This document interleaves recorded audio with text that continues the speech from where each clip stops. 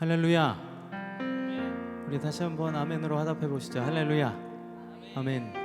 2025년 11월 2일 안산동산교회 오부 한가족 예배, 그리고 하나님의 부르심 가운데로 나오신 여러분 환영하고 축복합니다.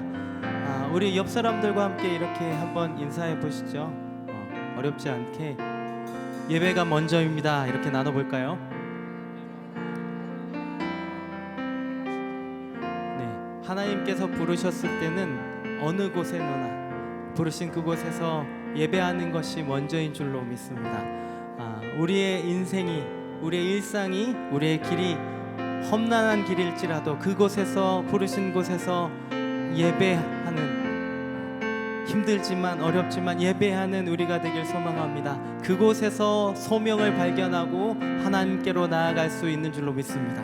그런 고백을 담아서 첫 고백부터 우리가 힘차게 하나님 앞에 나아가길 소망하는데요, 함께 찬양하면서 예배의 문을 열도록 하겠습니다.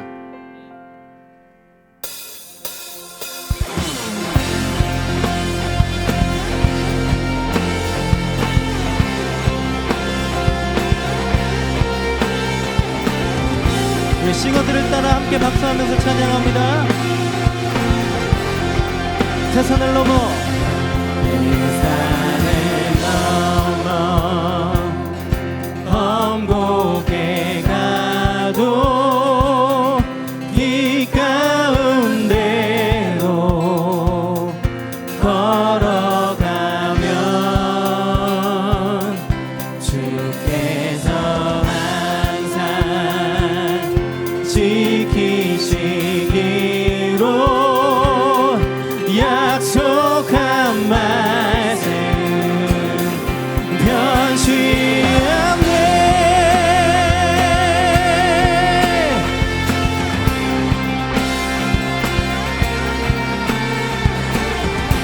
그 하늘의 영광이 마음속에 흘러넘치십니까? 이번엔 캄캄한 밤에,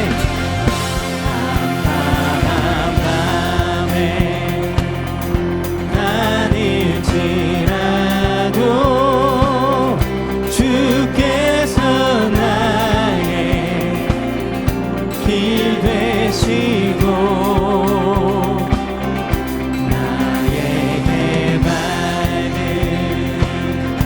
빛이 되시니 길 잃어버린 염려 하늘의 영광, 하늘의 영광 나의 맘속에 차고도 넘쳐 할렐루야를 힘차게 불러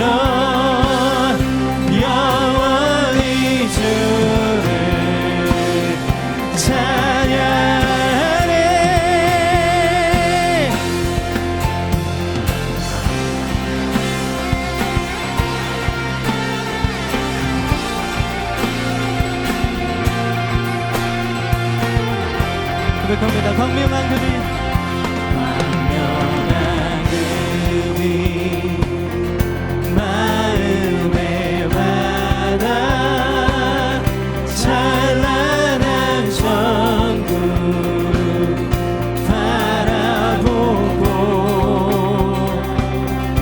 할렐루야를 힘차게 불러 날마다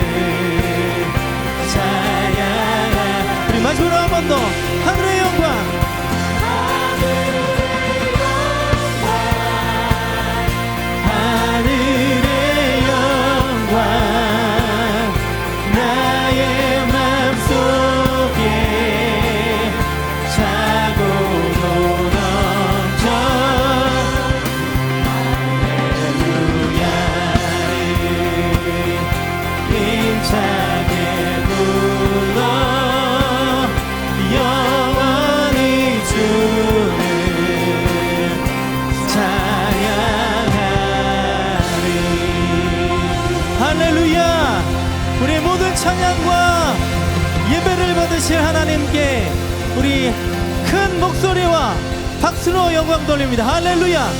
아멘.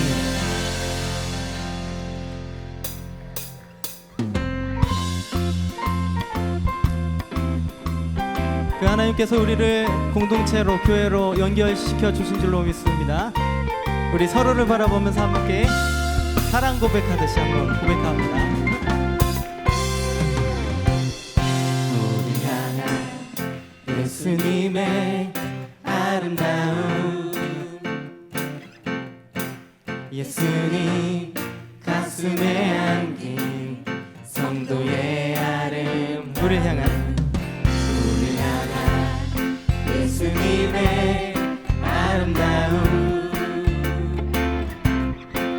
예수님 가슴에 안긴 성도의 아름다움.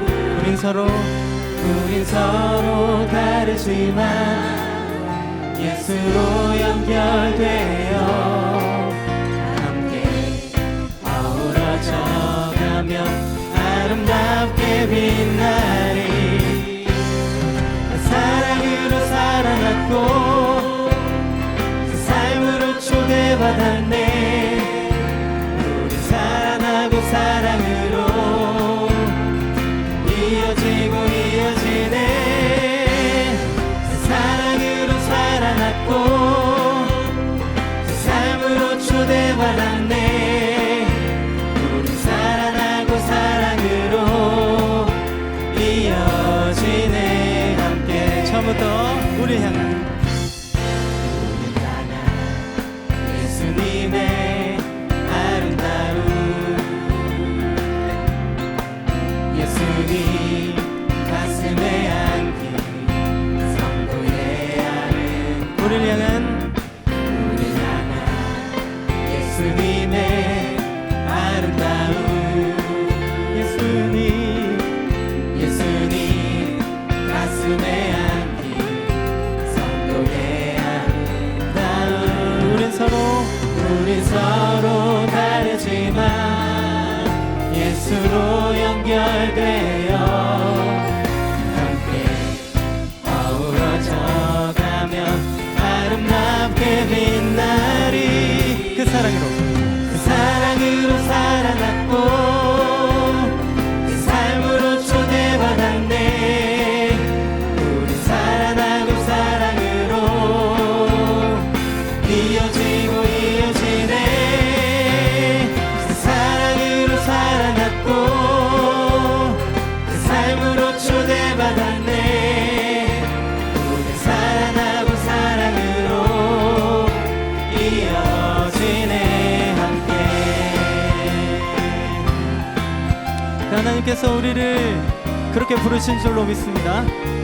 이어지라고 부르신 줄로 믿습니다. 우리 다시 한번 고백할 때는 우리 서로를 향해서 바라봐 볼까요? 우린 서로 다르지만 예수로 연결되어 함께 어우러져 가며 한 번 더 축복하며 고백합니다. 우린 서로 다르지만 예수로 연결되어 함께 어우러져 가며 아름답게 빛나리. 그 사랑으로 살아났고 그 삶으로 초대받았네.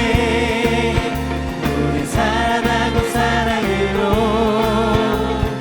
이어지고 이어지네. 그 사랑으로 살아났고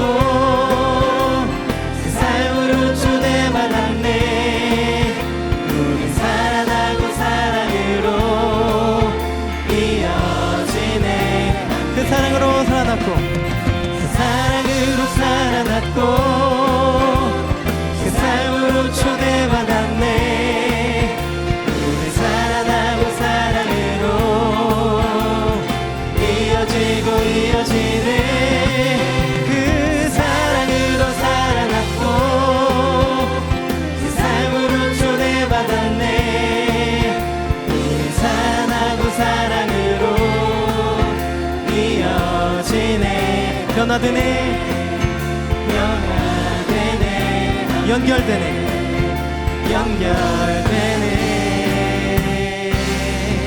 함께. 그렇게 우리를 함께로 불러주신 우리 하나님 앞에 다시 한번 영광의 박수 돌립니다. 할렐루야. 아멘.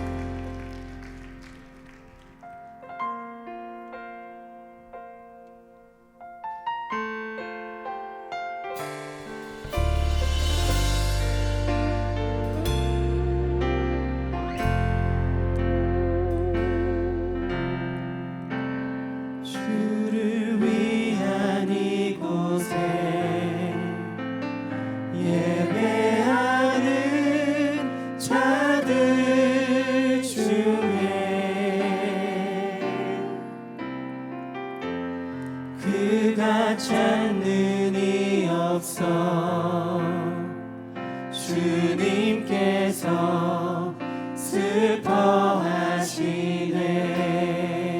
주님이 찾으시는, 주님이 찾으시는 그 한 사람, 그의 배자. 내가 그 사람 되니 간절히 주께 예배하네. 주 은혜로, 주 은혜로 이곳에 서 있네. 주 임재에 엎드려 절하네. 그 어느 것도 난 필요 없네. 주님만 경배해. 주 은혜로 이곳에 서 있네. 주 임재에 엎드려 절하네. 그 어느 것도 난 필요 없네. 주님만 경배해.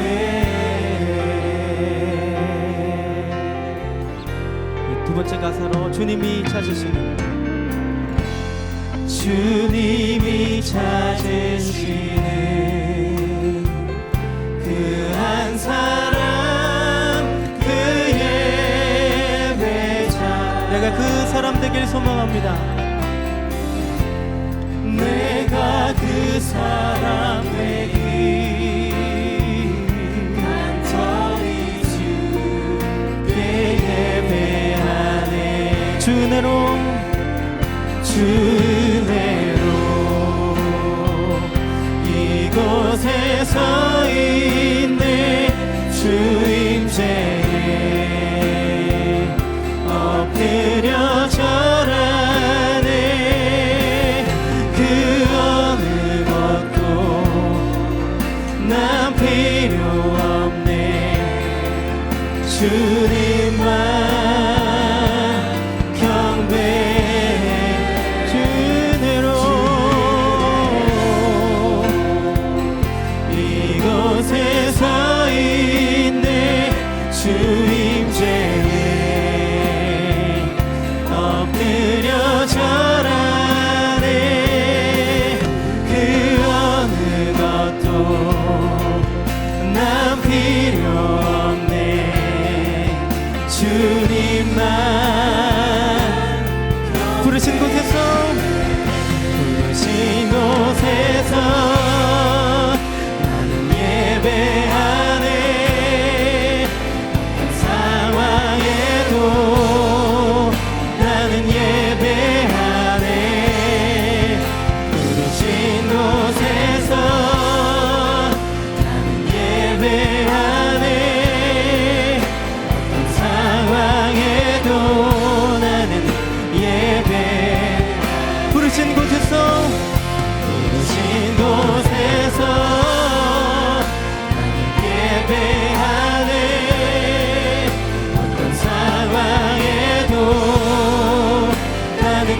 예배하네 부르신 곳에서 나는 예배하네 어떤 상황에도 나는 예배 내가 걸어갈 때 내가 걸어갈 때 길이 되고 살아갈 때 삶이 되는 그곳에서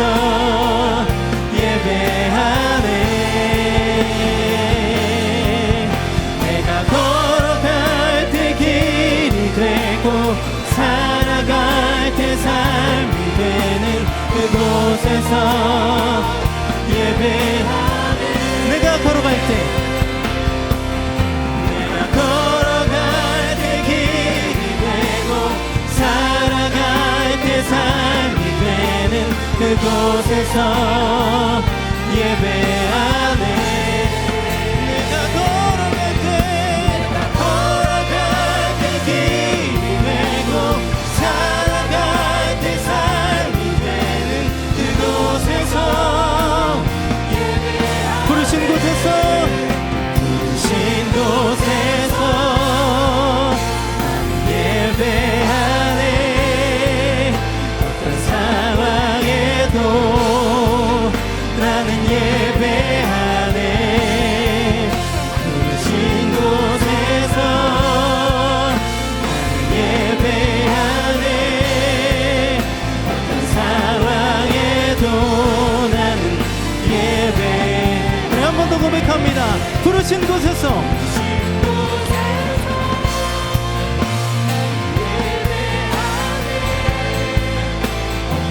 상황에도 나는 예배하네 부르신 곳에서 나는 예배하네 어떤 상황에도 나는 예배하네 부르신 곳에서 나는 예배하네 상황에도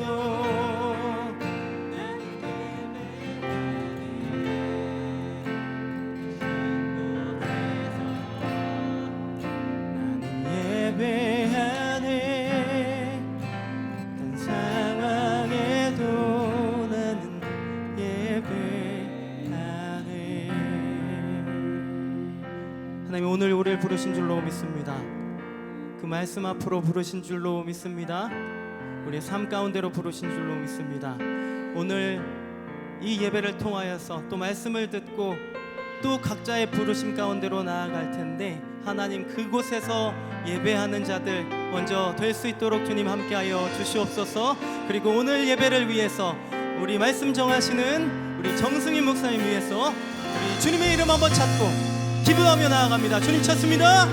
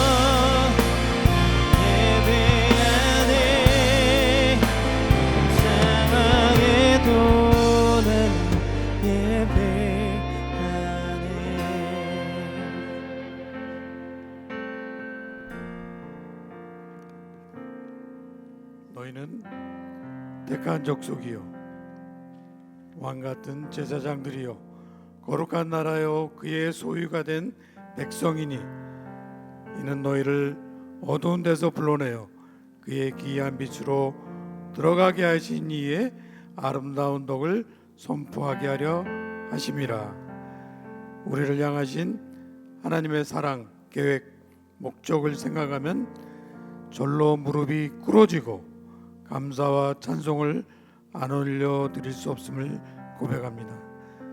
어두운 데서 불러내신 하나님의 뜻이 있을진데 듣기는 들어도 보기는 보아도 우매하여 순종치 못하는 우리의 영혼을 긍휼히 여겨 주시옵소서. 하나님의 깊은 뜻을 모른 채 불순종한 요나 선지자의 마음이 우리의 심령 안에 있습니다.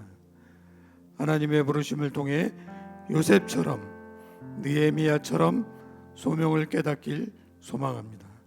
올바른 소명의식 속에서 주님을 더 사랑하는 마음을, 그리고 말씀에 온전히 순종하는 기쁨이 다음 세대에게 본이 되게 하여 주시옵소서.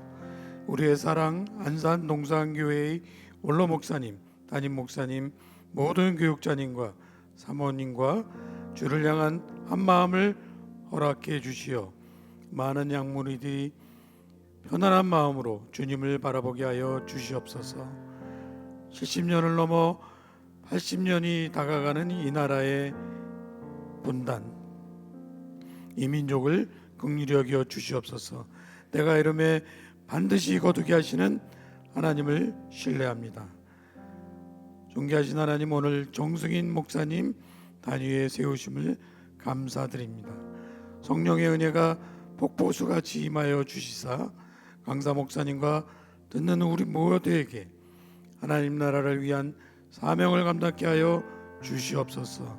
신령과 진정으로 예배하게 하옵시고 하나님 나라를 위해 기도하게 하여 주시옵소서. 하나님 나라에 합당한 삶을 살아가게 하여 주시옵소서. 예배를 위해 쓰시는 모든 수고의 손길과 기쁨을 하나님 기억하여 주시옵소서. 예수님의 이름으로 기도 올려옵나이다. 아멘.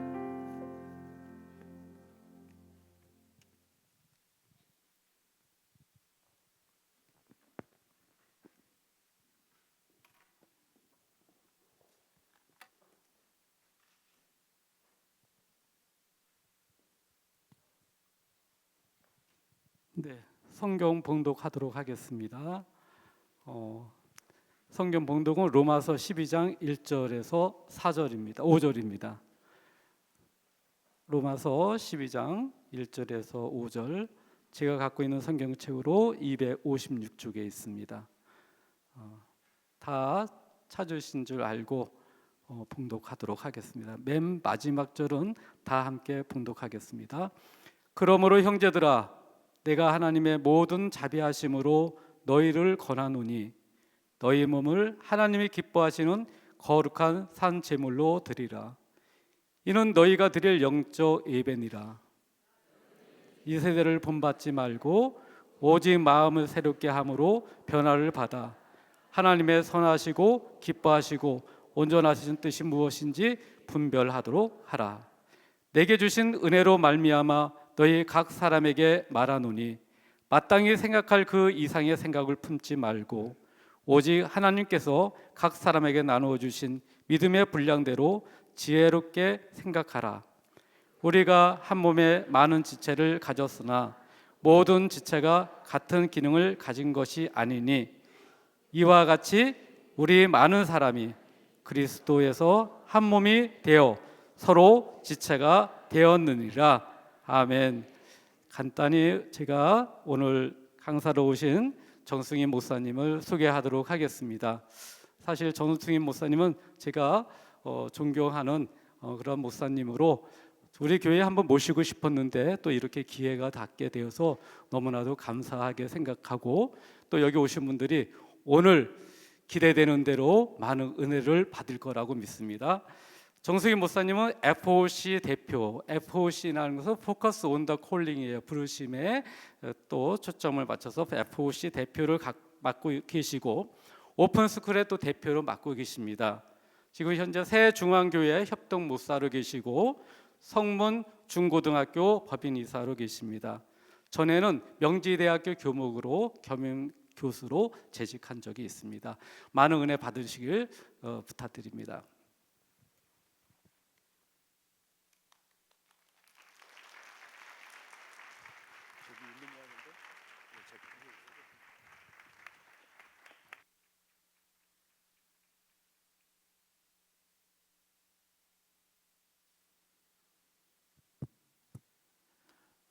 여러분 안녕하세요. 반갑습니다. 오늘 우리 인생과 신앙의 정말 중요한 주제를 가지고 여러분들과 함께 말씀을 통해서 이렇게 교제하게 된 것을 아주 기쁘게 생각하고 또 하나님께 감사를 드립니다. 요즘 세상을 보면 모든 것이 다 자기 중심으로 그리고 돈 중심으로 그렇게 돌아가고 있는 것 같습니다. 요즘에 유튜브를 보면은 요즘에 AI 시대지 않습니까? AI를 활용해서 어떻게 돈을 벌 것인지 그 돈 버는 이야기들이 참 너무나 많습니다. 그리고 그 이야기를 하는 채널들이 유튜브 채널들이 참 인기가 많은 것 같아요. 그리고 아무리 가치 있는 일을 해도 돈이 되지 않으면 뭔가 실속 없다고 그렇게 말하는 그런 세대에 우리가 살고 있는 것 같습니다. 돈은 우리에게 필요하고 또 중요하죠. 우리 생활을 건강한 생활을 영위하기 위해서도 돈이 필요하고 또 하나님의 일을 하는 데 있어서도 돈이 필요합니다. 그런데 이 돈이 모든 것의 중심이 되면 그때 이제 문제가 되는 거죠. 세상이 이렇게 자기중심적인 걸로 또 돈 중심으로 이렇게 돌아가다 보니까 나만 혼자 다르게 살면 안 될 것 같고 나만 혼자 그렇게 살면 다르게 구별되게 산다면은 말씀에서 말씀하는 그런 구별된 삶을 산다면은 뭔가 손해 볼 것 같고 바보가 될 것 같은 그런 불안감이 우리에게 있습니다. 그런데 오늘 지금 봉독한 성경 말씀을 보면 너희는 이 세대를 본받지 말고 그랬습니다. 이 세상의 그러한 모습들을 따르지 말고 하나님의 뜻대로 살아라. 하나님의 뜻을 분별해서 그 하나님의 뜻을 따라서 살라고 그렇게 말씀하고 있습니다. 그리고 그 하나님의 뜻은 선하시고 기뻐하시고 온전하신 뜻이다. 이렇게 말씀하고 있습니다. 다시 말하면 하나님이 말씀하시는 그대로 살면은 그게 불안할 게 하나도 없다는 거예요. 그 하나님의 뜻대로 살면은 불안할 게 하나도 없다는 거예요. 선하시고 기뻐하시고 온전하신 뜻이라고 그렇게 말씀하고 있습니다. 그러면 우리가 분별하고 따라야 할 하나님의 뜻은 무엇일까요? 하나님께서 우리가 어떻게 살기를 바라시는 것입니까? 오늘 읽은 성경 말씀 1절을 보면은 너희 몸을 하나님이 기뻐하시는 거룩한 산 제물로 드리라고 이렇게 말씀하십니다. 산 제물로 드리라. 이 무슨 말씀입니까, 여러분? 산 제물로 드리라는 말씀이 산 제물로 우리를 산 제물로 드리는 그런 삶을 사는 것이 하나님의 뜻이라는 것입니다. 그러면 우리를 산 제물로 드리는 삶이라고 하는 게 어떤 삶입니까? 사실은 제물이라고 하는 것은 죽은 것입니다. 그런데 산 제물 하면은 이게 뭔가 좀 모순이 되는 것 같은 그런 느낌도 여기에 있습니다. Living sacrifice. sacrifice는 죽은 거예요. 죽은 동물이에요. 죽은 것인데 living 이게 붙었습니다. 여기에는 모순되는 것처럼 보이는 이 말씀에는 아주 중요한 우리를 향한 중요한 하나님의 뜻이 담겨 있다고 그렇게 믿습니다. 무슨 말씀입니까? 죽은 사람으로 살라는 것입니다. 자기가 죽은 사람으로 살라는 거예요.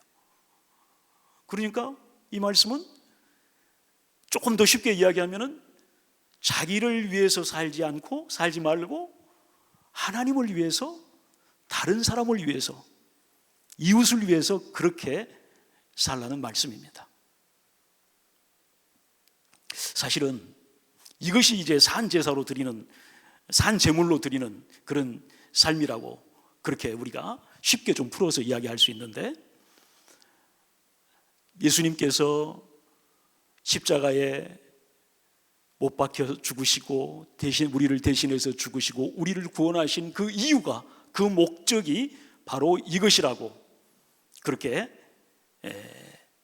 성경은 말씀하고 있습니다. 자, 잠깐만요. 지금 제가 보니까 이게 조금 돌려야 될 것 같아요. 처음으로.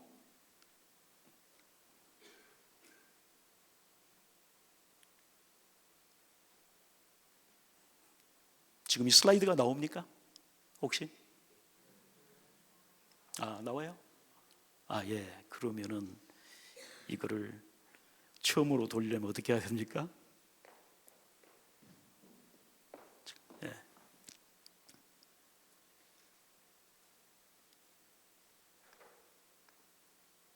예.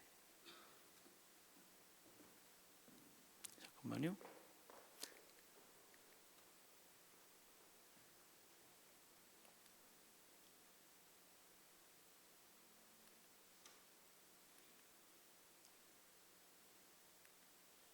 예, 됐습니다. 예. 고린도후서 5장 15절을 보면 이렇게 말씀하죠. 그분이 모든 사람을 대신해 죽으신 것은 산 사람들로 더 이상 자신을 위해 살지 않고 자신을 대신해 죽었다가 살아나신 그분을 위해 살게 하시려는 것입니다. 그러니까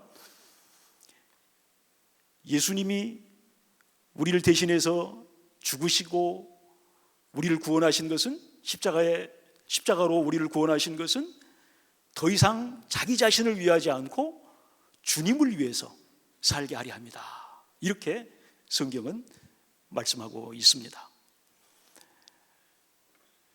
그런데 여기에서 주님을 위해서 산다는 말은 여러분 어떻게 생각하세요?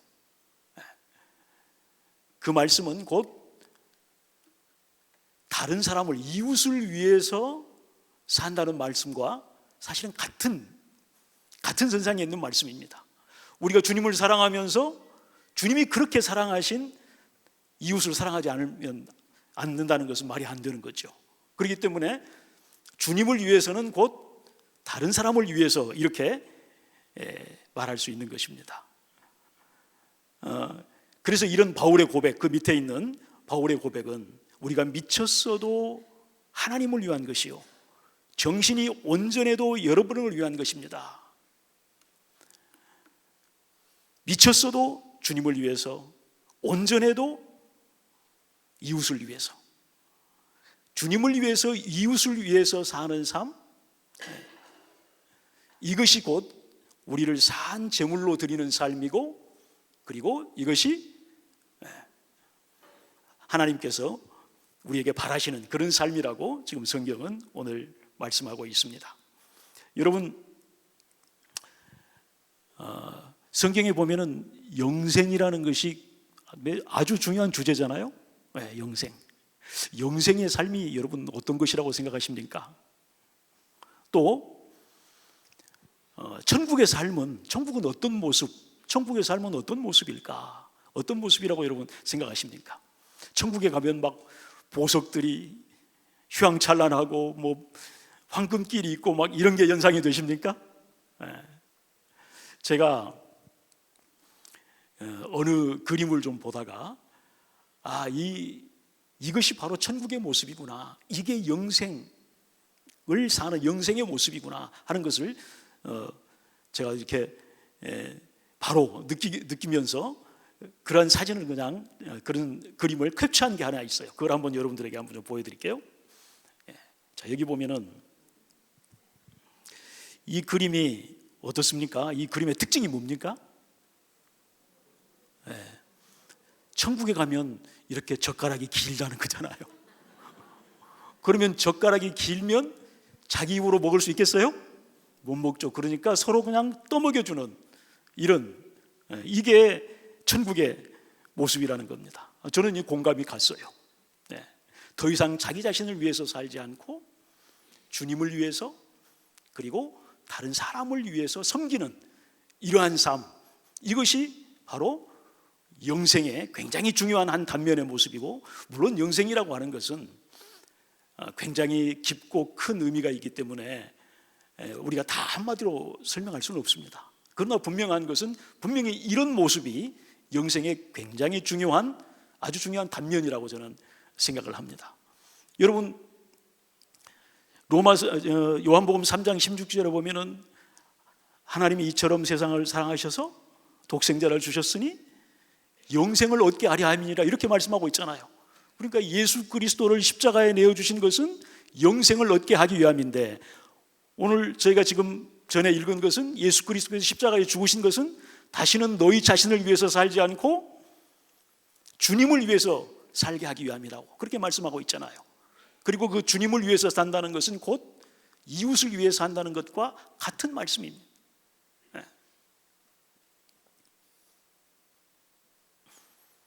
막 넘어가 버리네요. 잠깐만요.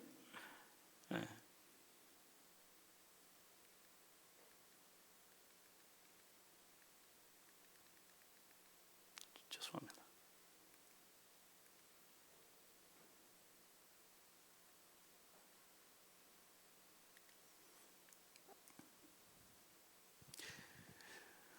오늘 우리가 읽은 본문 말씀을 보면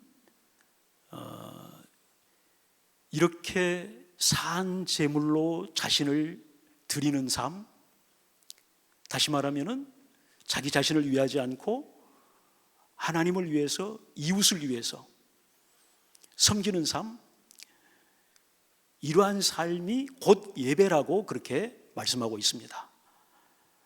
이것이 곧 너희가 드릴 영적 예배니라, 이렇게 성경이 말씀하고 있습니다. 자, 그러면 여러분, 예배라고 하는 것이 영어로 뭐죠? 월십이라고 하잖아요. 그런데 또 다른 말도 있어요. 영어로 예배라고 하는 게 서비스라는 말도 있어요. 이 영적 예배라고 할 때 이 예배를 헬라어 원어로 보면은 라트레이아라고 하는 말을 쓰고 있습니다. 그런데 이 라트레이아라고 하는 말은 두 가지 의미를 다 가지고 있습니다. 월십이라고 하는 의미와 그리고 서비스라고 하는 그 의미를 두 개를 다 가지고 있습니다. 서비스는 여러분들이 아는 것처럼 섬기는 것입니다. 그래서 영어 성경을 번역한 걸 봐도 이 영적 예배라고 하는 것이 월십이라고 번역이 되기도 하고, 다른 곳에서는 서비스라고 그렇게 번역이 된 것도 있습니다. 예배라고 하는 것은, 여기에서 특히 이 로마서 12장 1절에서 말씀하는 예배라고 하는 것은 이런 양쪽의 의미를 다 포함한 것입니다. 우리가 산 제물로 우리 자신을 드리는 그런 참된 예배, 영적 예배, 이것은 하나님을 향한 월십, 그리고 이웃을 향한 서비스, 이 두 가지 의미를 다 포함하고 있는 그런 예배라는 것입니다. 그래서 우리는 교회에서 주일 예배 한 번으로 모든 것이 다 된 것처럼 그렇게 해서는 안 되는 거죠. 주일날 드리는 하나님을 향한 그 월십은 예배의 시작이고 시동입니다. 이 예배는 여러분이 사회 속에서, 여러분이 직장이든 어디든 가정이든 서비스로 연결되는 그런 예배가 되어야 된다는 것입니다. 그래야 온전한 예배, 참된 예배란 이런 것이라고 말씀을 하고 있습니다. 참된 예배는 이웃과 공동체와 하나님의 목적을 섬기는 그러한 소명으로, 사명으로 그렇게 이어지는 그런 예배라고 그렇게 말씀을 드릴 수 있습니다. 다시 말하면 이 예배, 이 소명이라고, 우리가 오늘 주제인 사명이나 소명이라고 하는 것은 예배에서 이어지는 것이라고 말씀드릴 수가 있습니다. 자, 그러면 제가 이제 여러분들에게 사명이라는 말도 하고 소명이라는 말도 하는데 좀 헷갈리시죠? 예, 어떤 차이가 있을까요? 소명과 사명. 이것은 뭐 일란성 쌍둥이처럼 거의 같은 말로 그렇게 섞어서 사용해도 괜찮습니다.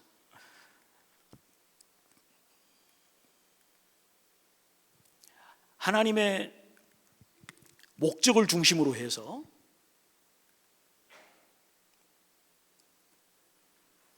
하나님의 목적을 위한 부르심이 있죠. 콜링이죠. 이것은 소명입니다. 그런데 하나님의 목적을 위한 또 보내심이 있습니다. 그건 미션, 이게 사명입니다. 두 개 다 하나님의 목적으로부터 나온 것이지요. 소명은 하나님을 향해 있는 것입니다.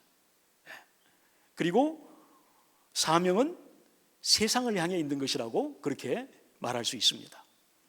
소명이라고 하는 것이 발견에 방점을 둔 것이라면 사명은 실현, 사명의 실현에 하나님의 목적을 실현하는 것에 방점이 있는 것이라고 말할 수 있습니다.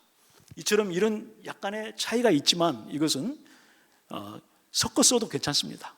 그래서 제가 오늘 여러분들에게 말씀드릴 때 소명을 말씀드리기도 하고 또 사명이라고 말하기도 할 텐데 이런 것들은 서로 여러분들이 그냥 같은 의미로 받아들이셔도 괜찮을 것 같습니다.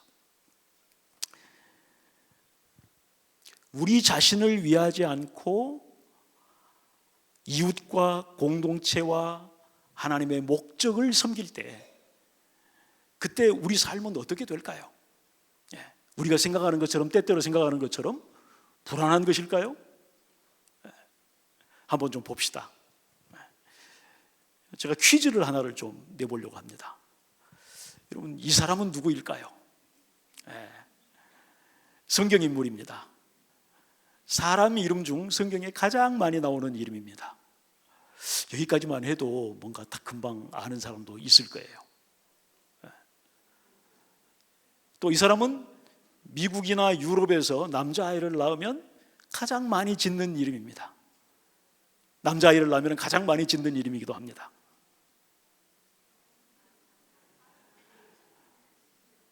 예수님 당시 예수님을 부를 때 이 사람 이름이 들어갔습니다. 들어가서 예수님을 불렀습니다. 룻의 증손자이기도 합니다. 이스라엘 국기의 상징이기도 합니다. 누구죠? 그렇죠. 다윗이죠.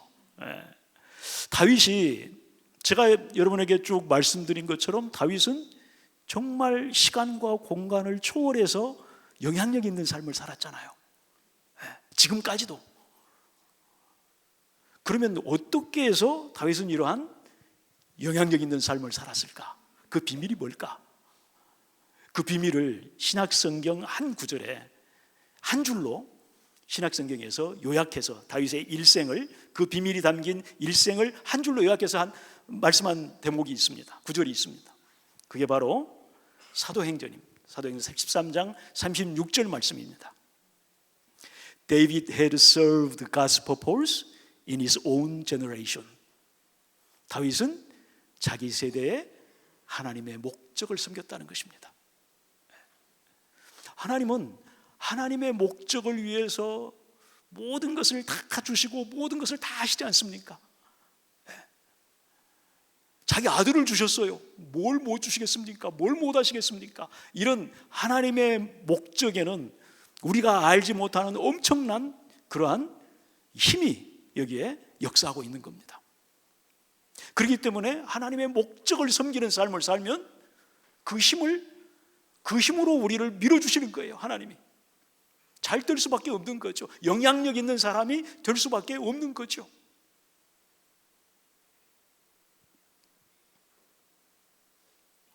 그래서 우리는 선하시고 기뻐하시고 온전하신 하나님의 뜻, 우리를 산 제물로 드리는 삶이, 우리 자신을 위하지 않고 이웃과 공동체와 하나님의 목적을 섬기는 그러한 삶이 불안할 필요가 없는 거예요.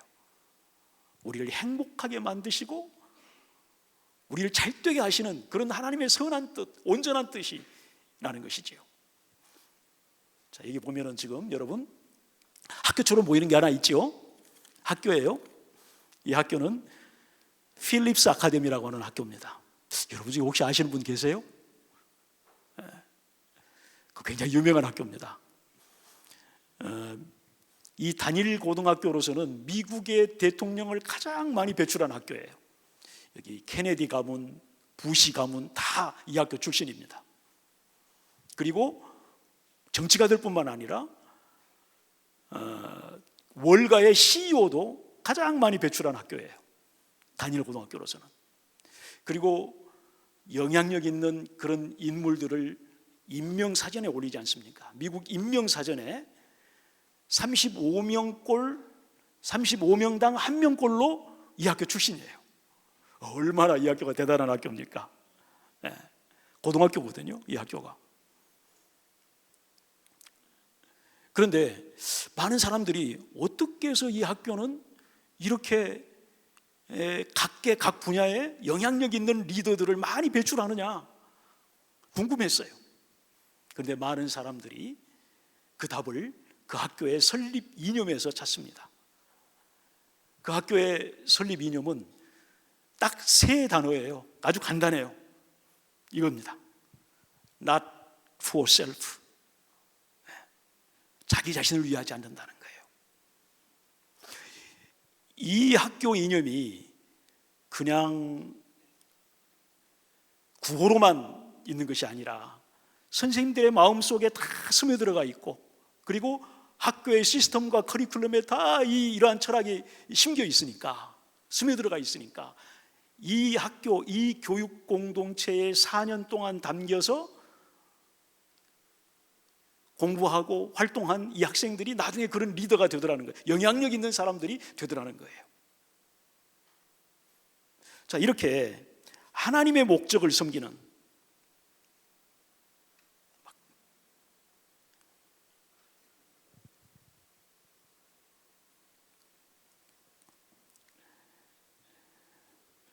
이런 삶을 살 때 이렇게 진정한 어떤 영향력 있는 삶, 그리고 잘되고 성공적인 이러한 삶을 살더라. 실질적으로도 이렇게 살더라는 것입니다. 자, 그러면 이제 나 자신을 위하지 않고 이웃과 공동체와 하나님의 목적을 섬기는 그러한 삶을 살면은 이렇게 정말 잘 될 수가 있구나, 이걸 알았어요. 그러면은 섬기는 삶을 사는데 도대체 무엇으로 그러면 섬겨야 되는가? 무슨 일로? 아마 여러분들 가운데는 이렇게 생각하시는 분들도 있을 것 같아요. 아니, 그냥 되는 대로 섬기면 되지, 무슨 일로 거기까지 잘 알지도 못할 것 같은 애매할 것 같은 그런 일을 찾아서 섬겨야 되느냐, 이렇게 말씀하시는 분들이 있을지도 모르겠어요. 그러나 성경은 그렇게 말씀하지 않습니다. 성경은 이렇게 말씀하고 있어요. 오늘 본문이죠, 이게.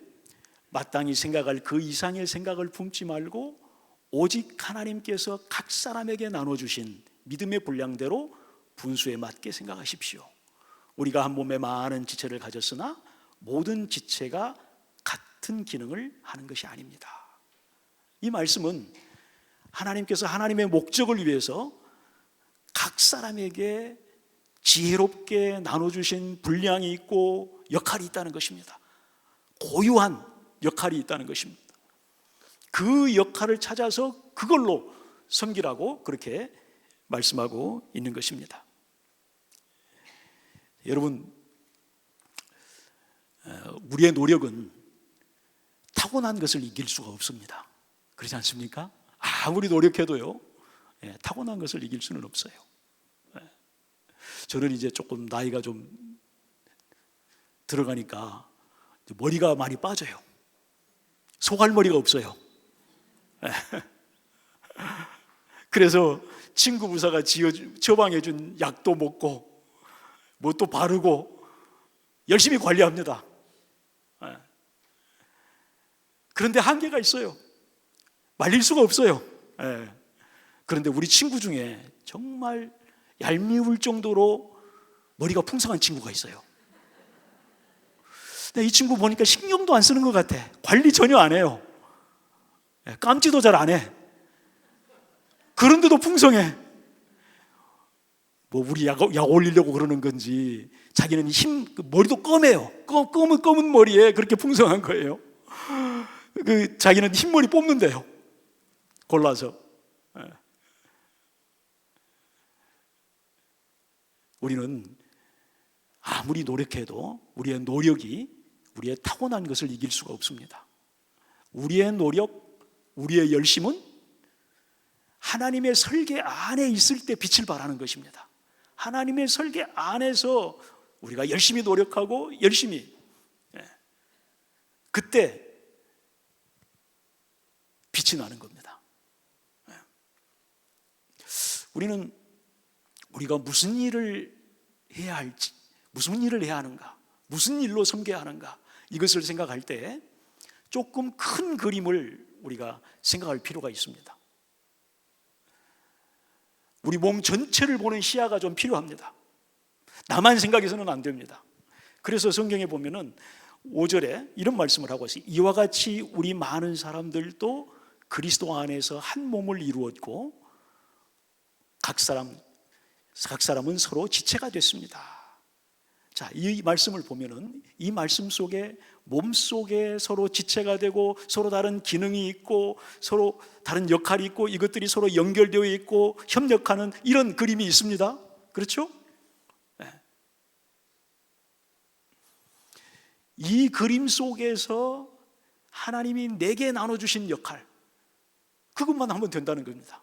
왜냐하면 이미 연결되어 있고 서로 협력하는 이러한 몸과 같은 이런 것들은 이미 하나님이 설계를 해놓으신 거예요.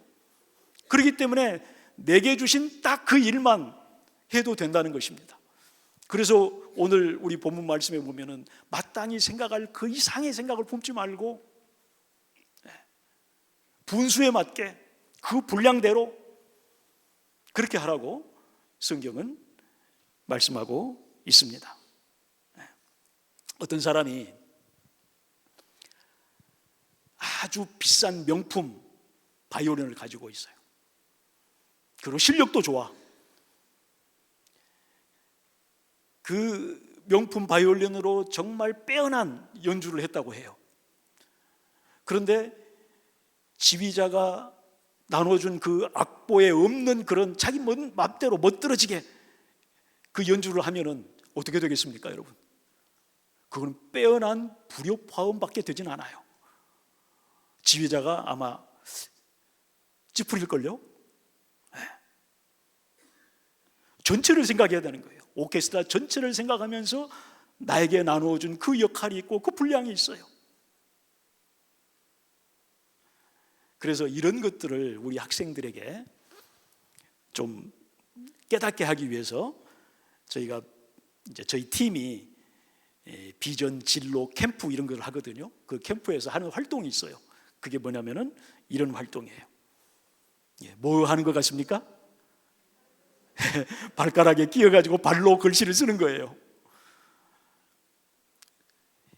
4글자를 주고 이 글씨를 각 조별로 대표들이 나와가지고 이 글씨를 빨리 발가락으로 쓰면은 우승하는 겁니다. 이 게임이 끝나고 나서 이제 우리 학생들에게 물어요. 어때? 발가락으로 글씨 쓰는 거 쉬웠어? 아니요. 그거 어떻게 빠르게 할 수 있었어? 아니요. 너 생각대로 잘 할 수 있었어? 아니요.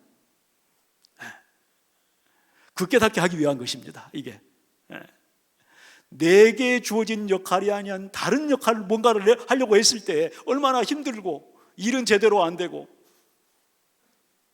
팍팍하죠.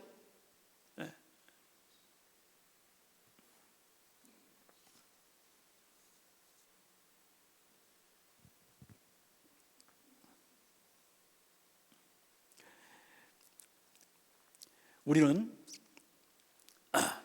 어떻게 하면 가장 효과적으로, 우린 이제 섬겨야 하는 그런 사명을 가진 사람들 아닙니까?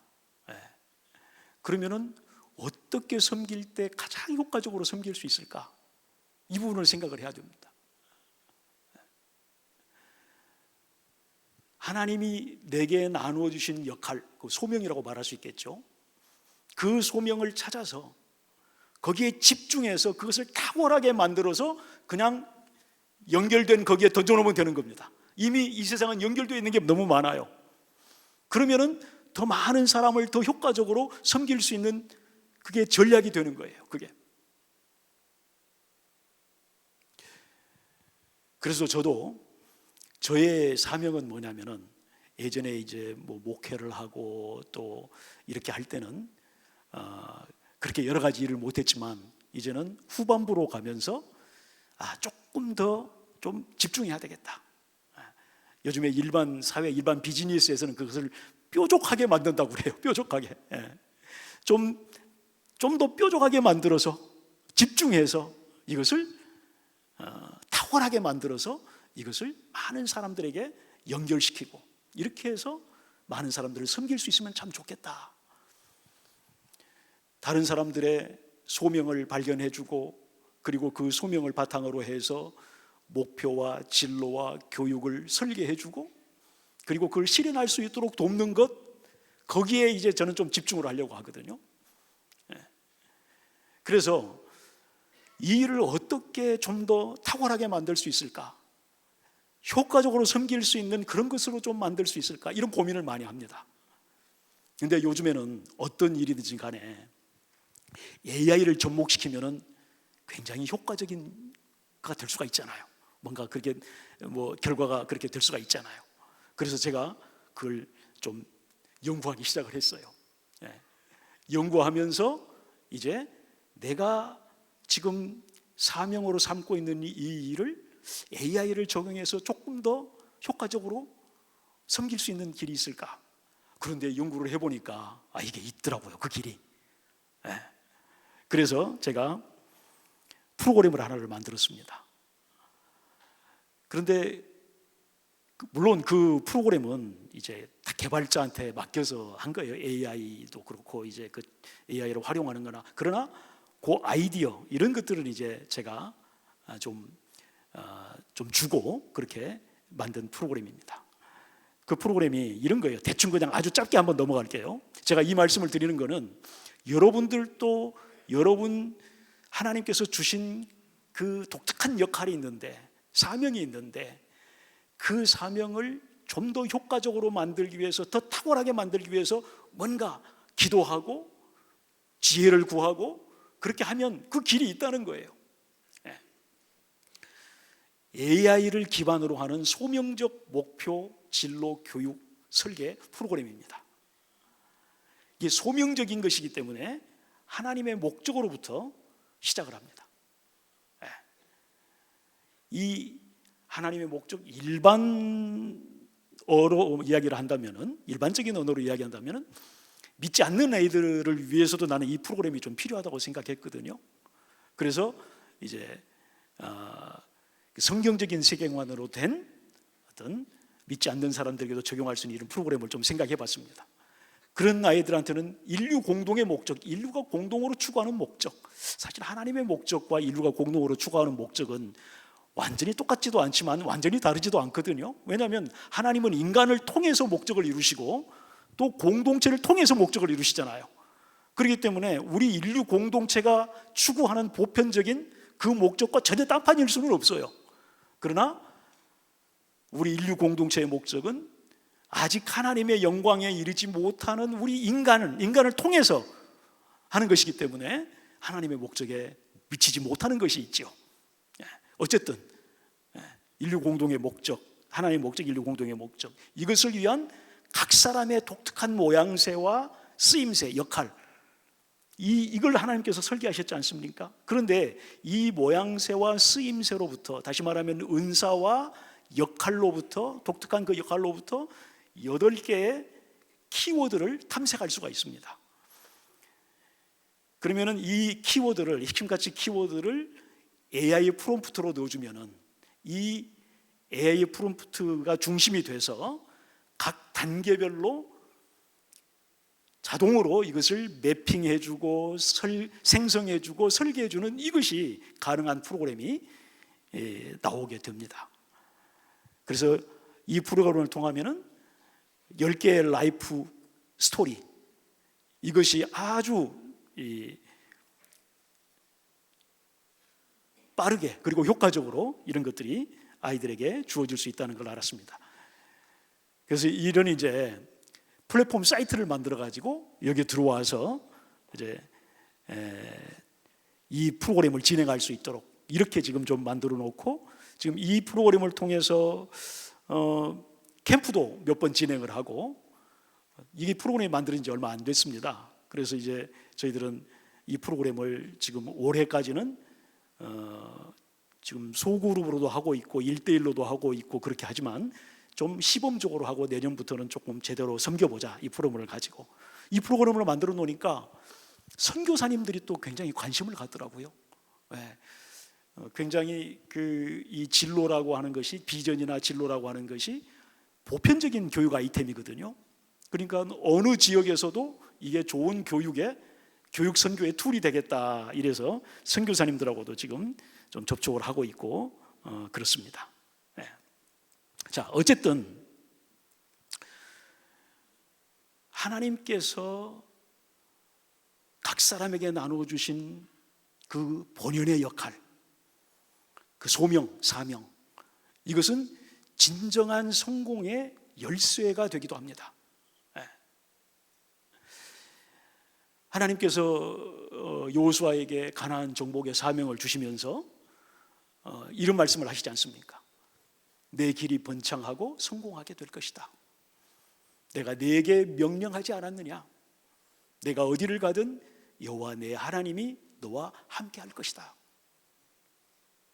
하나님께서 명하신 일이기 때문에 하나님이 함께 하시고 그리고 성공하게 될 것이라고 그렇게 말씀하고 있습니다.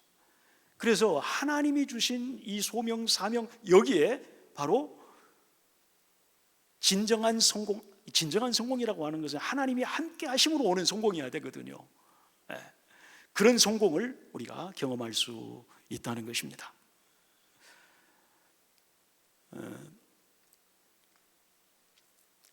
예수님께서도 이런 말씀을 하셨어요. 아버지께서 내게 하라고 주신 일을 내가 이루어 아버지를 이 세상에서 영화롭게 하였사오니. 여러분, 진정한 성공이라고 하는 게 뭐라고 생각하십니까? 뭐가 진정한 성공입니까? 우리 세상에서는 그렇잖아요. 돈 많이 벌고, 사람들이 부러워하는 삶을 살고,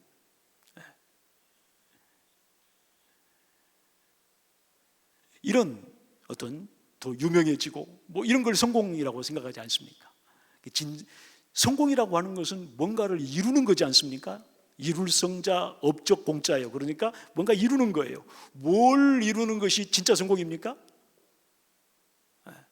여기 답이 있잖아요. 아버지께서 내게 하라고 주신 일, 이 일을 찾아서, 이 일은 큰 일일 수도 있고 작은 일일 수도 있어요. 사람들의 눈에 띄는 그런 일일 수도 있고 눈에 보이지 않는 일일 수도 있어요.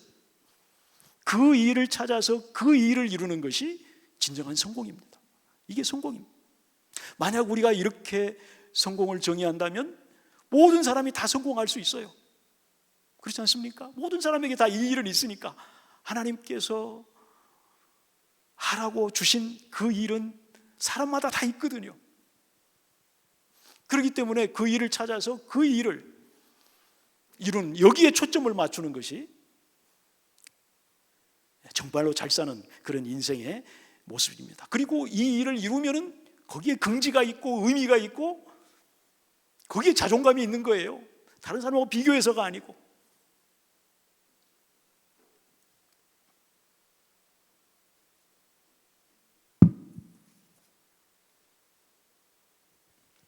성경에 초자연적인 역사, 초자연적인 도우심이 성경에 많이 나오죠. 하나님의 초자연적인 도우심과 공급과, 그런데 그 공통점이 뭔지 아십니까?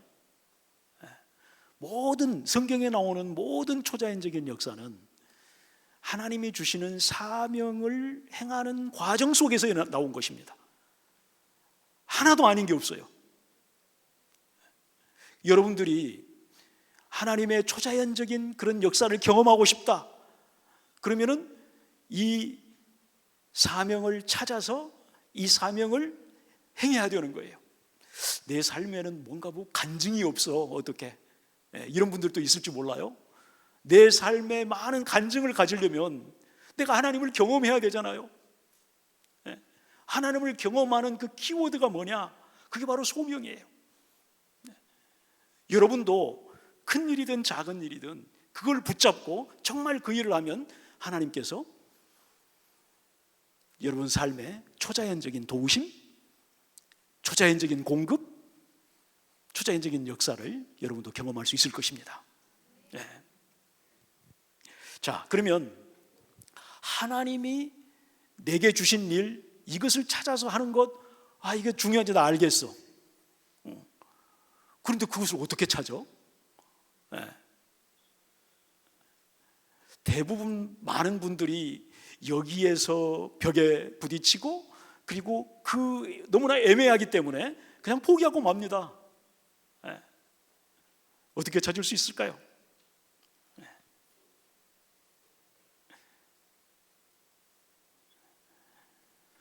사실은 우리가 하나님이 우리에게 주신 그 사명을 알기를 바라는 것보다도 하나님은 우리에게 그것을 가르쳐 주시기를 더 간절히 원하세요. 어떤 의미에서는 하나님은 우리에게 그 일을 알려주셔야만 해요. 왜냐하면 하나님의 목적을 위해서 각 사람에게 그걸 나눠주셨지 않습니까? 그렇기 때문에 하나님의 목적, 여러분 아시잖아요. 하나님이 하나님의 목적을 위해서 누구를 주셨는지. 그런 하나님의 목적에는 그런 강한 맹세와 열심이 있거든요. 그런 열심으로 우리에게 가르쳐 주기를 원하고 계세요. 그런데 우리는 왜 그것을 알지 못할까? 여러분, 축구 감독이 어떤 목적을 위해서 선수들을 소집을 했어요. 그러면은 그 선수들이 해야 할 포지션과 역할을 알려주는 것은 너무나 당연한 거잖아요. 그렇지 않습니까? 그 당연한 것을 우리는 왜 찾지 못할까? 그것을 여러분들하고 잠깐 이제 말씀을 조금 나누려고 합니다. 개인적인 성향에 따라서, 그리고 시대에 따라서 이 소명이 우리에게 오는 방법이 조금 다를 수가 있습니다. 하나님은 인격적인 분이시잖아요. 우리를 인격적으로 대하시잖아요. 그렇기 때문에 일률적으로 다 똑같이 그렇게 하시지는 않습니다. 우리 개인의 성향, 그것을 하나님은 존중하십니다. 그렇기 때문에 다른 방법으로 올 수가 있습니다. 또 여러분, 어린 아이들에게 뭔가를 가르치는 것과 어른들에게 뭔가를 가르치는 것, 방법이 다를 수 있죠. 어린 아이 때는 뭔가 좀 직접적으로 뭔가를 알아들을 수 있게끔 해줘야 돼요. 뭐 그냥 이렇게 눈에 보이도록 그렇게 줘야지 아이들은 알아먹어요. 그러나 어른이 되면 좀 다르죠. 그래서 신약 시대에 우리를 부르시는 방식과 구약 시대에 우리를 부르시는 방식과 신약 시대에 우리를 부르시는 방식, 조금 차이가 있을 수 있어요. 다양한 방식이 있어요. 그러나 그 다양한 방식 속에 우리를 부르시는 보편적인 원리가 있을 수 있어요. 보편적인 원리가 있어요. 누구에게나 공통되는 보편적인 원리가 있어요. 우리는 그걸 붙잡으면 되는 겁니다. 여러분, 그 야구 선수들이나 이 골프 선수들을 보면 어때요? 스윙 폼이 제각각이죠. 폼이 제각각이에요. 폼이 이상한 희한한 폼을 가진 그런 선수들도, 아주 잘하는 선수들도 많이 있어요. 그런데 한 가지 분명한 것은, 그 엉뚱하게 하는 것 같아도 그 안에는 보편적인 원리, 이것을 따르는 거예요. 이것이 있기 때문에 성적이, 좋은 성적이 나오는 거예요. 결과가 좋게 나오는 거예요. 그 보편적인 원리를 놓쳐서는 안 됩니다. 스윙폼이 각각 달라도 그 보편적인 원리는 붙잡고 있어야 된다는 그런 말씀입니다. 성경에 소명을 찾는 단서를 보여주는 그러한 성경 구절이 있습니다. 그 구절을 중심으로 해서 제가 좀 말씀을 드리려고 합니다. 빌립보서 2장 13절 말씀입니다. 하나님께서는 우리 마음속에 각자에게 주신 소명을 찾을 수 있는 그런 코드, 그런 단서를 우리 안에 두셨습니다. 이 코드를 풀면 되는 거예요. 우리가 이 암호를 이제 풀면 되는 건데 어떻게 풀 수 있습니까? 제가 여러분 잠도 좀 깰 겸 한번 같이 한번 좀 읽어볼까요? 자, 시작. 너희 안에서 행하시는 이는 하나님이시니 자기의 기쁘신 뜻을 위하여 너희에게 소원을 두고 행하게 하시나니. 여기 보면은 자기의 기쁘신 뜻을 위하여 할 때 이 뜻이 영어 성경에 보면은 purpose라고 되어 있어요. 그러니까 목적이라는 말로 바꿔 써도 괜찮은 말이에요. 자, 이제 한번 질문을 제가 하나씩 하면서 설명을 좀 해보도록 하겠습니다. 이 말씀을 보면 하나님은 누구를 통해서 하나님의 목적을 이루십니까? 우리를 통해서, 사람을 통해서, 우리를 통해서 너희 안에서 행하시는 하나님, 너희에게 소원을 두고 행하게 하신다. 우리를 통해서 이루십니다. 그렇기 때문에 우리를 통해서 하시기 때문에 반드시 우리에게는 사명이 있을 수밖에 없어요. 우리가 이 소명을 찾는 데 있어서 첫걸음이 뭐냐면은 이것이 반드시 있다는 걸 믿어야 돼요. 내게는 하나님이 주신 이 독특한 고유한 역할, 이 땅에서 해야 할 그 일이 있다, 분명히 있다. 그리고 그것을 우리는 찾을 수 있다. 이걸 믿어야 돼요. 이게 소명을 찾아가는 첫걸음이 될 수가 있습니다. 자, 하나님의 목적을 위해 각 사람에게 나눠주신 역할, 소명인데 이 단서가 되는 것은 무엇입니까? 성경 말씀을 자세히 보면서 한번 찾아보세요. 하나님께서는 하나님의 목적을 위해서 우리 각 사람에게 소명을 주셨습니다. 그런데 오늘 성경에 보니까 하나님의 목적을 위하여 우리에게 소원을 주신다고 했습니다. 소원을 두고 행하게 하신다고 했습니다. 자, 그러니까 이 하나님이 우리에게 주신 소명과 하나님이 주신 소원은 어때요? 이게 병행하는 그런 의미가 있죠. 병행하는 것이지요. 소명을 찾을 수 있는 그 단서는 바로 하나님이 우리 안에 주시는 소원입니다. 이게 소원, 이게 소명을 찾아갈 수 있는 단서가 됩니다. 그냥 일반적인 언어로 하면은 핵심 가치라고 말할 수도 있어요. 우리가 핵심 가치 하면 무슨 말입니까? 뭔가 그 말을 들으면은 내 가슴이 뛰어요. 열정이 생겨요. 그것이라면은 나도 할 말이 많아. 막 아이디어가 생겨. 이런 일이 있잖아요. 그게 핵심 가치예요. 그런 것이 여러분 있거든요. 있는데 아직 여러분들이 그걸 못 찾았을 수도 있어요. 자, 그런데 그 다음 질문이에요.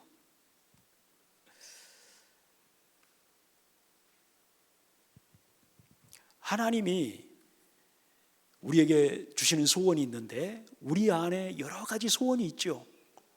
마치 이 팝콘, 우리가 그걸 팝콘 만들 때 보면은 그 팝콘 기계에서 팝콘이 막 이놈이 튀었다 저놈이 튀었다 막 이렇게 튀잖아요. 이런 소원이 올라왔다가 저런 소원이 올라왔다가 막 그러잖아요. 근데 그 모든 소원이 다 하나님이 주시는 소원일까요? 아니에요.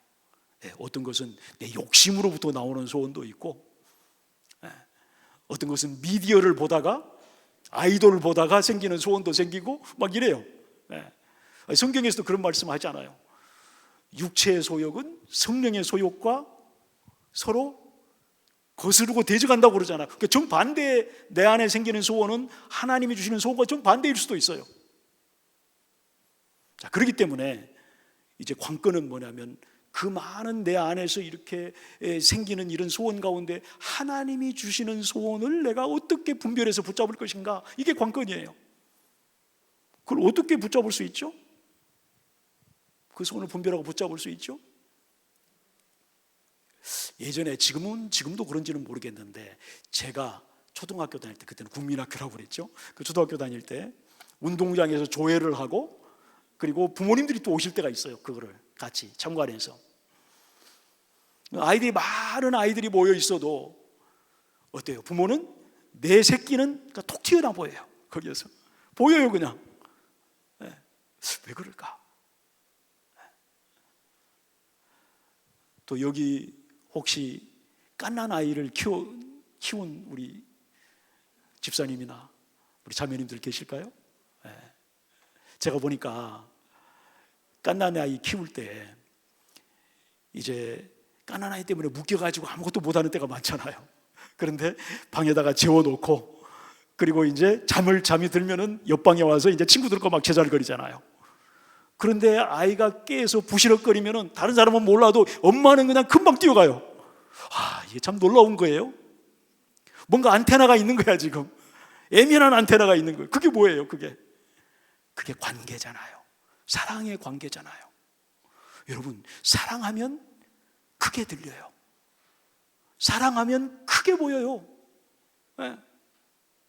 내가 하나님을 사랑하면, 그렇죠, 하나님과의 관계, 그 관계가 생기면 하나님이 주시는 그 부르심, 그 음성이 다른 것을 압도하는 거예요. 더 크게 보이는 거예요. 크게 들리는 거예요. 그래서 이 하나님과의 관계, 이게 매우 중요하다는 거예요. 하나님이 주시는 소원을 분별하기 위해서는.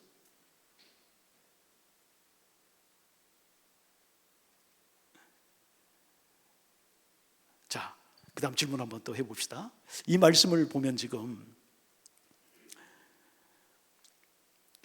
각 사람의 소명을 찾아가는 이 과정을 누가 주도하십니까? 하나님이 주도하세요. 보면은 너희 안에서 행하시는 이는 하나님이시다. 너희에게 소원을 두고 행하게 하신다. 하나님이 주도하세요, 이것을. 자, 그런데 하나님이 주도하시고 하나님이 그렇게 알려주시기를 원하시는데도 우리가 붙잡지 못하는 이유는 뭐냐, 이거예요. 여러분, 이 세상에 제대로 되는 일, 그냥 하는 일 말고요, 제대로 되는 일은 언제나 하나님과 우리 인간의 동역으로 되는 것입니다. 합작품이에요. 합작으로 되는 거예요. 예. 하나님이 크고 비밀한 일을 하십니다. 우리 인간은 작고 단순한 일을 합니다. 그러나 이 두 가지가 함께 있어야 뭔가 일이 이루어지는 것입니다. 제대로 일이 이루어지는 겁니다. 고린도전서에 보면 이런 말씀이 있잖아요. 심는 이나 물 주는 이는 아무것도 아니로되 오직 자라게 하시는 이는 하나님뿐이니라. 우리는 하나님의 동역자들이요, 그랬습니다. 나무가 자라나고 열매를 맺는 것, 우리 사람이 해야 할 일이 있어요, 없어요? 있어요. 심고 물을 주고 뭐 가꾸어야 돼요. 그 단순한 거예요. 그러나 나무를 정말 자라게 하고 열매를 맺게 하는 이 신비한 생명의 이 과정은, 이건 하나님이 하시는 일이에요. 하나님이 크고 비밀한 일을 하세요. 우리 인간은 작고 단순한 일을.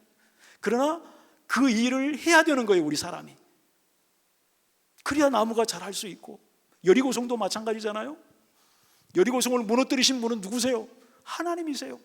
그러나 우리 사람이 단순한 일을 해야 했어요. 한 바퀴씩 돌아야 했어요. 마찬가지예요. 우리가 사명을, 소명을 발견하고 그것을 실현하는 것도 내가 해야 할 일이 있는 거예요. 작은 일이지만, 비록 작은 일이지만 내가 준비하고 내가 협력해야 할 일이 있는 거예요. 하나님이 주도하시지만 내가 해야 할 일이 있다는 거죠. 자, 그러면 그 일이 뭘까? 우리 인간이 준비하고 협력해야 할 일, 이것을 제대로 못하기 때문에 지금 그런 거거든요. 하나는 제가 말씀드렸던 것처럼 하나님과의 관계를 준비하는 거예요. 하나님과의 관계. 또 한 가지 있어요. 또 하나는 경험과 경험을 통한 정보. 이것을 많이 입력시켜 놓는 거예요. 아니 여러분, 아무리 훌륭한 요리사가 있어도 이 요리사에게 재료를 주지 않고 요리를 만들어내라고 그러면 만들어내겠어요? 못 만들어내요. 우리가 하나님께 재료를 드려야 돼요. 그래서 하나님이 주시는 꿈을 갖기 위해서는 많이 읽고 듣고 보고 여행도 다니고 많이 만나고 사람들도 만나고 그걸 해야 되는 거예요. 우리가 그러한 과정 속에서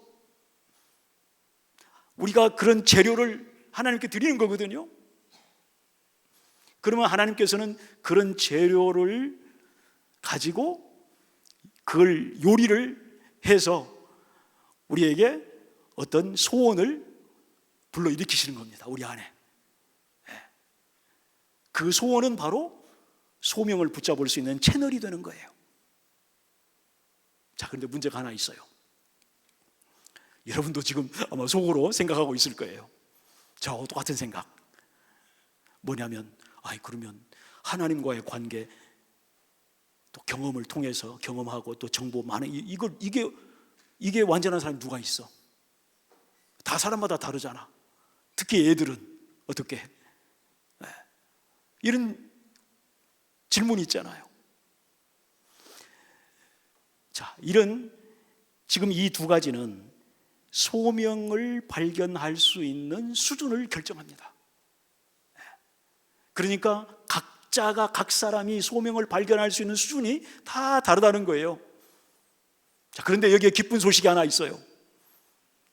어떤 수준에 있든지 간에 하나님이 온전한 것으로 인정해 주시는 그런 소명을 다 누구나 다 붙잡을 수 있다는 거예요. 이거 하나님의 은혜 아닙니까? 누구나 어느 수준에 있든 하나님이 온전한 것으로 인정해 주시는, 내가 생각할 때 내가 느끼기가 아니에요.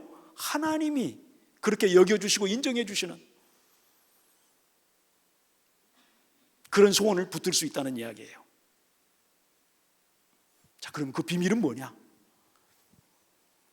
여러분, 유치원에 아이들이 다니면은 유치원 선생님이 1부터 10까지 쓰는 걸 이제 가르친다고 생각해요. 그러면 1부터 10까지 가르치고, 그리고 이제 시험을 봐요. 노트에다 그걸 쓰라고 그래요. 그러면 아이들이 어떤 노트는 보면 그걸 따라서 쓰는 것도 있고 그러잖아요. 그러면 아이들이 그 열심히 따라서 써요. 그러면 선생님이 1부터 10까지 이렇게 잘 따라서 삐뚤빼뚤하게 쓰면은 선생님이 우리 아이에게 몇 점 주죠? 100점 주잖아요. 100점. 네. 100점 주고 옆에 스마일 스티커를 딱 붙여주는 거예요. 네. 여러분, 하나님은 이러신 분이세요. 네. 내가 지금까지 너에게 보여준 것, 내가 너한테 가르쳐준 것, 그걸 잘 따라 했어. 그러면 100점이야. 100점으로 인정해 줄게 내가. 하나님의 은혜가 온전한 것으로 만들어주는 겁니다, 여러분. 그러니까 우리가 만약에 하나님의 은혜를 인정하지 않고 의지하지 않는다면 우리는 죽을 때까지 온전한 사명을 붙잡을 수가 없어요. 왜냐하면 죽을 때까지 하나님과의 관계가 온전한 사람 누가 있어요? 죽을 때까지 경험, 정보 그게 완벽한 사람이 누가 있어요? 그러나 어느 수준에서나 우리는 하나님의 은혜를 의지할 때 온전한 것으로 하나님이 받아주시는 그러한 소명을 붙잡을 수 있다는 거예요. 나이가 아무리 어려도 그 수준에서 온전한 것을 붙잡을 수가 있어요. 내 느낌, 내 생각이 문제가 아니에요. 하나님이 온전하다고 여겨주시면, 이렇게 인정해 주시면 그건 온전한 거예요. 그렇지 않습니까, 여러분?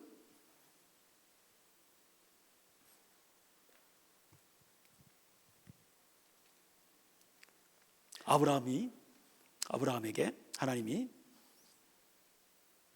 밖으로 데리고 나가서 아브라함을 하늘을 우러러 무뼈를 셀 수 있나 보라. 내 자손이 이와가 될 것이다 하고 그걸 보여주셨어요. 아브라함이 그걸 따라서 그걸 보고 아멘 했어요. 그걸 믿었어요. 그랬더니 하나님께서 그것을 그의 의로 여기셨다고 그렇게 말씀하고 있어요. 아브라함이요, 사실은 이 사건 이후에도 보면 굉장히 실수도 많이 하고 삐뚤삐뚤합니다. 비틀비틀해요.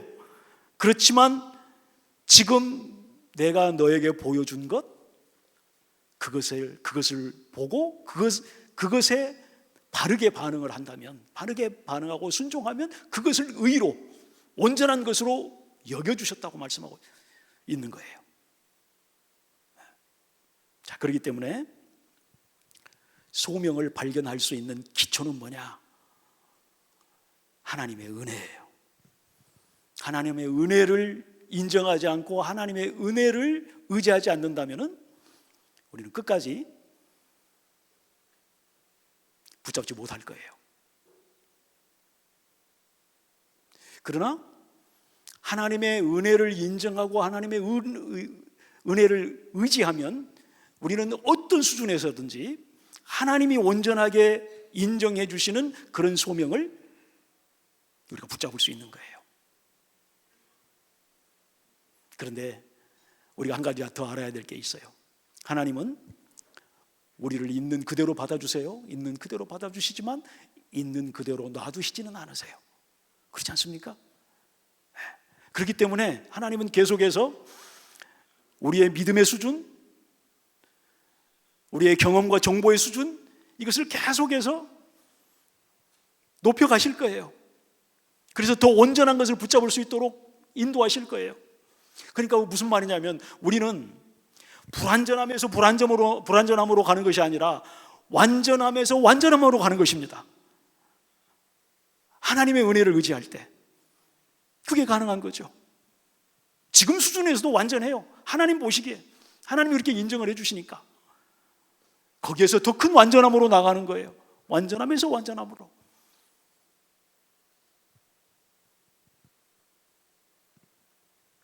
자, 그런데 지금 소명을 발견하는 이것도 중요하지만 그러나 그보다 더 중요한 게 있어요. 지금 붙잡은 소명으로 행하는 것입니다. 내가 생각할 때 부족한 것 같고 불완전한 것 같고 그래도 내가 하나님의 은혜를 의지할 때 그걸 온전한 것으로 하나님이 받아주시니까 그걸 나도 온전한 것으로 받아들이면서 그걸 기초로 해서 그걸 바탕으로 해서 섬기고 행하는 것입니다. 바울이 그런 자세를 가졌던 것 같아요. 표대를 향하여 그리스도 예수 안에서 하나님이 위에서 부르신 부름의 상을 위하여 달려가노라 그랬어요. 오직 우리가 어디까지 이르렀든지 그대로 행할 것이라. 어디까지 이르렀든지 그대로 행할 것이라고 말씀하고 있어요. 어디까지 어느 수준에 이르렀든지 간에 행하라는 거예요. 그게 중요하다는 거예요. 만약에 이것이 불완전하다면은 그것도 하나님이 보여주실 거라는 거예요. 만일 어떤 일에 너희가 달리 생각하면 하나님이 이것도 너에게 나타내시리라. 하나님께 기회가 있다는 거죠. 하나님이 그렇게 이끌어 가실 거예요. 그러니까 지금 수준에서 내가 붙잡은 충실하게 그걸 따라서 내게 보여주신 것을 따라서 내가 붙잡는다면 그 소명을 하나님은 온전한 것으로 인정해 주시는 것이고 나도 그렇게 여겨야 되는 거예요. 하나님이 예스한 걸 내가 노라고 할 수는 없는 거잖아요. 그렇잖아요. 전도서에 보면 이런 말씀이 있어요. 바람이 그치기를 기다리다가는 씨를 뿌리지 못한다. 구름이 그치기를 기다리다가는 거두어들이지 못한다. 완벽한 그 리빙 바이블에는 이것을 이렇게 번역을 했어요. 완벽한 조건을 갖추기를 기다린다면 아무것도 이룰 수 없다. 다만 여러분들이 하나님과의 관계를 잘 만들어 놓고 그리고 그 속에서 여러분들이 하나님의 부르심을 붙잡는, 소명을 붙잡는 그러한 시간은 필요할 것 같아요. 한번 하루 정도 비워놓고 제가 미국에서 집을 한번 사본 적이 있거든요. 근데 거의 이제 7, 80%다 그 모기지라고 하는 그런 대출을 그걸 받아가지고 하잖아요. 그런데 이 집을 사고 그 모기지를 이제 받으면 그 이자를 설정을 해야 되잖아요. 그 이자율은 매일 왔다 갔다 합니다. 그래서 30일 동안 기간을 줘요. 집을 사고 나서 30일 동안 이자가 가장 낮다고 생각할 때 그걸 붙잡으라는 거죠. 그 한 번 붙잡으면은요, 그게 그냥 몇십 년 동안 그대로 놔두면 가는 거예요. 그 이자를 내야 되는 거예요. 굉장히 중요하죠. 그러한 그 이자를 딱 붙잡는 것을 락인이라고 그래요. 락인 한다는 거죠. 예. 그런데 우리의 영성도 마찬가지인 것 같아요. 우리 영성도 출렁거리잖아요. 항상 똑같지는 않잖아요. 하나님과의 관계, 이게 항상 똑같지는 않잖아요. 올라갔다 내려갔다 막 이러거든요. 아침에 다르고 새벽 기도 끝나고 나서 다르고 점심밥 먹으면 또 다르고 이러잖아요, 우리가. 예. 그러니까 그 영성이 가장 좋을 때, 근데 그것을 여러분 우리는 이제 우리가 만들 수가 있다는 게 우리의 특권이에요. 그 하나님과 가까이 있는 그 시간, 가까이 가는 어떤 그것을 우리가 만들어낼 수 있다는 거예요. 옛날에 구약 때는 그러지 않았어요. 지성소로 들어가려면은 그거 아무나 못 들어갔어요. 그러나 지금은 어때요? 우리가 준비만 하면, 우리가 우리의 믿음을 준비하고 우리의 마음을 준비하면 언제든지 하나님 앞으로 나아갈 수 있어요. 지성소로 들어갈 수가 있어요. 그런 영성을 우리가 준비할 수 있다는 거죠. 그래서 그러한 것을 준비시켜 놓고, 그리고 이제 어떤 과정을 아마 여러분들하고 이 구체적으로 이거를 찾아 들어가는, 그래서 딱 사명 선언문으로 비전 선언문으로까지 이렇게 만들고 이러한 것들은 그건 워크숍을 통해서 해야 되는 것 같아요. 네. 그런 것들을 만들어 놓고 그렇게 한다면은 여러분들이 나중에 이제 정신이 이제 딱 평상시에도 어때요? 아닌 것 같아도 다시 그때 돌아가잖아요. 돌아가서 내가 그때 하나님과의 그렇게 가까이 있을 때 하나님을 부르라고 그랬잖아요. 가까이 있을 때 내가 하나님의 음성을 듣고 내가 붙잡은 것이지, 그걸 기억하고 그걸 확실한 걸로 다시 붙잡는단 말이에요. 그런 락긴의 그런 시간이 있으면 좋겠다, 이런 생각이 들어갑니다.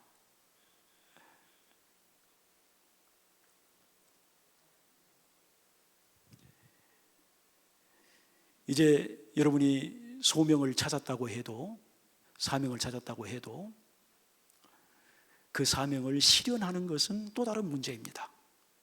반드시 십자가가 있기 때문입니다. 만만치 않습니다. 사명에는, 우리가 사명을 행하는 모든 하나님의 사람들에게는 두 가지가 병행해서 나타나요. 하나는 하나님의 도우심이에요. 반드시 이게 나타나요. 또 한 가지 또 반드시 나타나는 게 있어요. 그게 십자가예요. 반대가 있고 역경이 있고 장애가 있고, 그래서 이 두 가지가 함께 나타나면 내가 지금 하나님이 주신 사명을 하고 있구나, 이렇게 생각하면 돼요. 네. 이 두 가지 중에 하나만 나타나면 그거 좀 이상한 거야. 그거는. 네. 여러분 사도행전을 보세요. 그러면 사도들이 이 사명을 수행하는 그 가운데 보면은 하나님의 도우심도 나타나죠. 그렇죠. 막 감옥에서 풀려나기도 하고 뭐 그러잖아요. 도우심도 나타나지만 또 엄청난 또 십자가가 있잖아요. 핍박도 있고 역경이 있잖아요. 이 두 가지가 함께 나타나는 거예요. 예수님도 그러셨어요. 예수님도 하나님의 도우심이 있고 또 반대와 역경, 장애 이런 것들이 있으셨어요. 십자가 있으셨어요. 함께 나타나는 거예요. 그렇기 때문에 이 십자가, 이것을 뚫고 나갈 수 있는 어떤 동력이 필요해요. 그 동력이 무엇일까? 그 동력을 어떻게 우리가 갖출 수 있을까? 저는 예수님께서, 부활하신 예수님께서 베드로에게 나타나서 요한복음 21장에 주고받는 말씀이 있죠. 그 말씀을 통해서 그 동력을 한번 찾아보려고 합니다. 이렇게 말씀하시잖아요. 요한의 아들 시몬아, 내가 나를 사랑하느냐? 주여, 제가 주를 사랑하는 것을 주께서 아십니다. 내 양을 먹이라, 내 양을 치라. 베드로가 예수님을 3번이나 부인하고 예수님을 따르지 못한 그 이유가 여러분 무엇이라고 생각하십니까? 두려워서? 의지가 약해서? 물론 그럴 수 있습니다. 그러나 그게 진짜 이유는 아닙니다. 하나님을 사랑하지 못했기 때문입니다. 베드로는 하나님을 사랑한다고 생각했어요. 그런데 그것을 뛰어넘을 만큼 그만큼은 사랑하지 못했다는 거예요. 그래서 지금 예수님께서 묻고 계시는 것입니다. 3번 실패한 베드로에게 3번 묻고 계십니다. 내가 나를 사랑하느냐? 이걸 묻고 계시는 겁니다. 여기 원어에 보면은 아가파스메 이렇게 무슨 아가페의 사랑을 말씀하십니다. 그 사랑으로 네가 나를 사랑하느냐? 그리고 나서 내 양을 먹이라, 내 양을 치라, 이 사명을 말씀하시는 겁니다. 어떤 의미가 있을까요? 사명을 수행하는 그 동력이 어디에서 나오는 거예요? 하나님을 사랑하는 하나님을 사랑하는 거기에서 우리가 사명을 수행할 수 있는 동력이 나오는 것입니다. 이것이 예배 아닙니까? 예배가 하나님을 사랑하는 표현이고 하나님을 사랑하는 고백이잖아요. 그 고백, 그 예배가 기초가 돼서 우리는 사명을 우리가 수행할 수 있다는 것입니다. 자, 그런데 우리가 스스로 하나님을 사랑할 수 있는 능력이 있습니까? 우리는 먼저 하나님을 사랑할 수 있는 능력이 없어요. 스스로 하나님을 사랑할 수 있는 능력이 없어요. 예수 그리스도 십자가 안에 있는 그 하나님의 사랑을 우리가 보고 깨닫고 감사하고 감격할 때, 그때 나도 하나님을 사랑할 수 있는 능력이 생기는 거지 않습니까? 나도 하나님을 사랑하게 되는 거지 않습니까? 그렇기 때문에 우리는 이 동력을 우리가 계속해서 우리가 유지하려면은 날마다 십자가 앞으로 나아가야 돼요. 날마다 십자가 앞에 나아가서 내가 얼마나 큰 죄인인지, 그 십자가 위에 나를 내려놓고 내가 얼마나 큰 죄인인지, 내가 얼마나 큰 은혜를 입었는지, 내가 얼마나 큰 빚을 졌는지, 이걸 다시 한번 새롭게 하는 것입니다.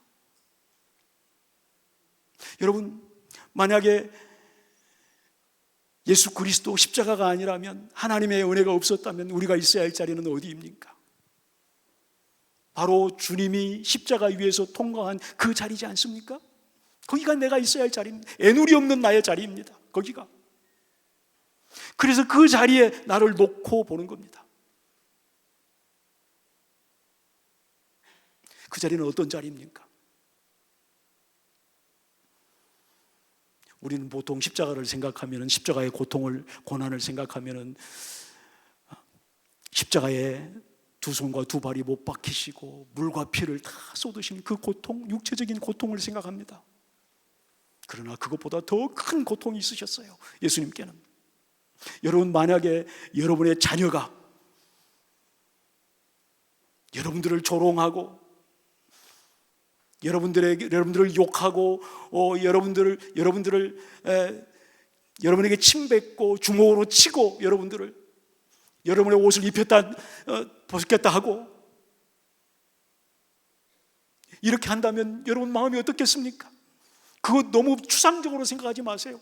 여러분이 있어야 할 마땅한 자리라니까요. 그 자리가, 그거를 주님께서 통과하신 것입니다. 그 자리를. 그 수치와 멸시와 천대와 오해와 그 배신과 이런 마음의 고뇌, 이것이 육체적인 고통보다도 아마 더 크셨을 거라고 저는 생각을 해요.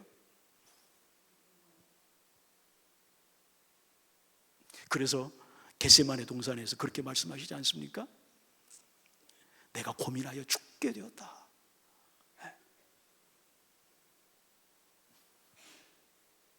여러분도 그 자리에 가면 그렇게 되지 않겠습니까?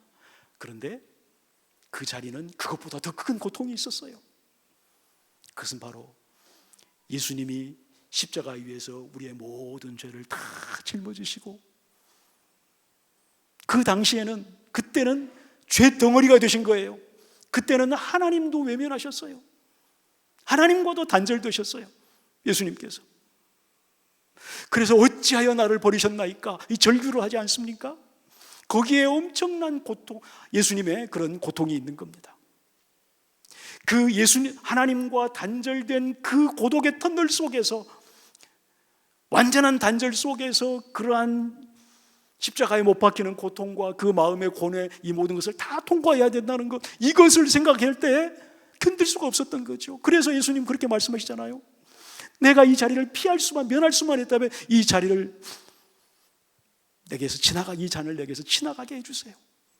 땀방울이 핏방울이 되는 그 자리가 바로 우리가 있어야 할 자리입니다. 내게 마땅한 자리입니다. 그 자리에 나를 놓고 보면 모든 것이 다 은혜지 않습니까? 모든 것이 다 감사한 거예요. 모든 것이 다 내가 빚지고 있는 것입니다. 그렇지 않습니까? 우리가 그렇게 됐을 때 내 안에서 뭔가 불끈 솟아나는 힘이 생겨요. 그게 동력입니다. 내가 만약에 십자가의 그 자리에 있다면은, 그 자리에 놓여 있다면은, 내가 지금 어떤 자리에 있든, 지금 어떤 자리에, 어떤 처지에 있든, 지금 있는 이 자리를 얼마나 사모할까요? 십자가 위에서 여러분이 매달려 있다면 이 자리를 얼마나 사모할까요? 얼마나 이 자리를 감사하겠습니까? 이제 어떻게 돼도 좋아요. 지금 이대로 과분해요. 지금 이대로 넘쳐요. 나를 향해서는, 나를 위해서는 더 이상 바랄 게 없어요. 적어도 나를 향해서는. 이렇게 될 때에 내 모든 관심과 열정과 에너지가 밖으로 위로 열리는 것입니다. 주님을 위해서, 다른 사람을 위해서 살 수 있는 동력이 여기에서 생기는 것입니다. 그렇기 때문에 우리는 날마다, 바울이 그랬지 않습니까? 나는 날마다 죽노라. 바울이 그렇게 지치지 않는 열정으로 사명을 수행할 수 있던 그 동력이 바로 거기에 있었던 거예요. 나는 날마다 죽노라. 날마다 십자가 앞에 가서 그것을 새롭게 하는 겁니다. 여러분들은 예배 속에서 그것을, 예수 그리스도 십자가 안에 있는 그 하나님의 사랑을 다시 한번 새롭게 하는 것입니다. 다시 한번 동력을 가지고 거기에서 세상에 나아가서 서비스 예배를 이제 시작하는 것입니다. 주일날 여러분들이 드리는 이 예배는 이것이 다 끝난 게 아니에요. 저도 그래요. 사실은 특히 옛날에 교회에서 이제 교회를 섬길 때 예배가 끝나고 또 말씀도 다 끝나고 이러면은 뭔 큰 숙제 하나 해치운 것 같아요. 그래서 안도의 한숨을 쉬고요. 어디가 조용히 가서 어디 쉬고 싶어요. 그만하고 싶고 모든 게 다 그냥 끝났다 싶어요. 모든 게 다 끝난 것으로 생각이 돼요. 그런데 그게 아니죠. 그게 시작입니다. 예배가 거기에서 시동이 걸리는 거예요. 그래서 주중에 여러분의 가정 속에서, 여러분의 사회 속에서, 여러분의 삶 속에서 그 예배가 연장이 되는 겁니다. 그 예배가 바로 산제사로 드리는, 산제물로 드리는 그러한 영적 예배라고 오늘 성경이 말씀하고 있는 것입니다. 여러분, 우리는 이 하나님의 은혜를 다시 한번 우리가 새롭게 해야 되는데, 이 하나님의 은혜라고 하는 이 찬양을 우리 한번 같이 한번 불러보면 어떻겠습니까? 우리 찬양팀 좀 나와서 한번 같이 불러보면 좋겠습니다.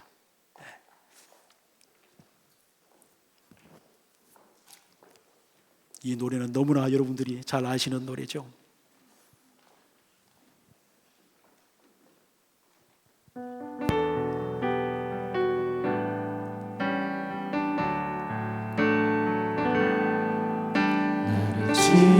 지으시니까 하나님 나를 부르시니가 하나님 나를 부르시니까 하나님 나를 보내신 이도 나를 보내시니도 하나님 나의 나 된 것은 나의 나 된 것은 다 하나님 은혜야 우리 손을 들고 한번 불러볼까요? 다 같이 가도록 나의 마지막 호흡 다하도록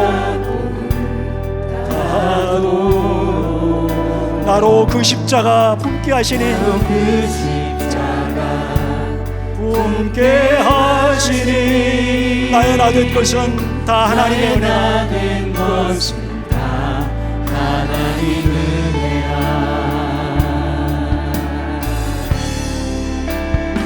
한량없는 은혜 갚을 길 없는 은혜 갚을 길 없는 우리 눈을 감고 한번 불러볼까요? 눈을 감고 네.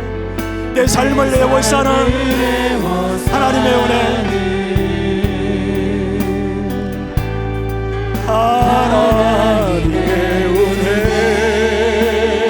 나 주저함 없이 그 땅을 밟음도 주저함 없이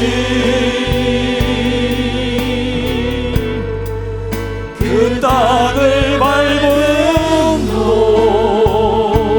나를 붙드시는 나를 붙드시는 하나님의 은혜 하나님의 나를 지으시니가 한 번 더 합시다. 하나님 나를 부르시니가 하나님 나를 부르시니가 하나님 나를 보내시니도 나를 하나님 보내시니도 하나님 나의 나 된 것은 다 하나님의 은혜라 하나님 은혜라 나의 달려갈 길 다 가도록 달려갈 길 다가도록 나의 마지막 호흡 다 하도록 나의 마지막 호흡 다하도록 나로 그 십자가 붙게 하시니 그 십자가 옮게 하시니 나의 나 된 것은 다 하나님 은혜라 한량 없는 은혜 한량없는 은혜 갚을 길 없는 은혜 갚을 길 없는 은혜 내 삶을 애워싸는 내 삶을 애워싸는 하나님의 은혜 나 주저함 없이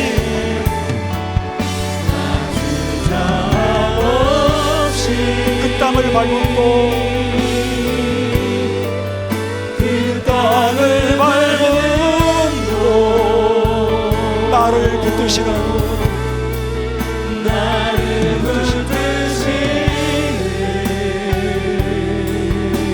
하나님의 은혜 하나님의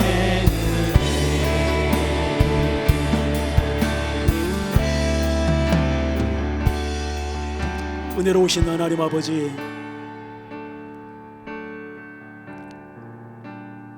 하나님의 부르심을 따라 살기를 원하는 하나님의 자녀 하나님의 일꾼들이 여기 함께 모였습니다.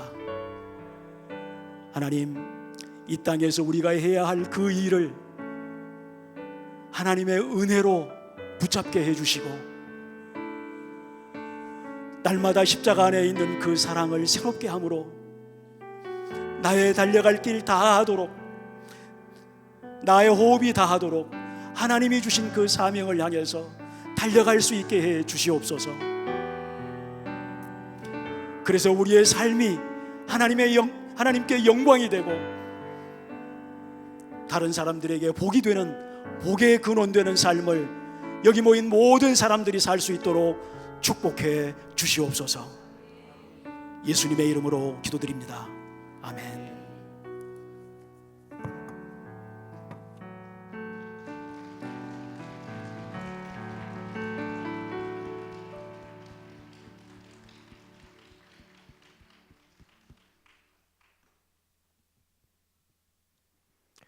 이 자리에 오신 모든 성도님들을 주님의 이름으로 환영하고 축복합니다. 특별히 또 예배국의 섬김이로, 또 부모로, 또 자녀로 소명을 품고 하나님의 부르심 앞에 응답하며 살아가기를 원하여 이 자리에 오신 여러분 모두를 주의 이름으로 축복합니다.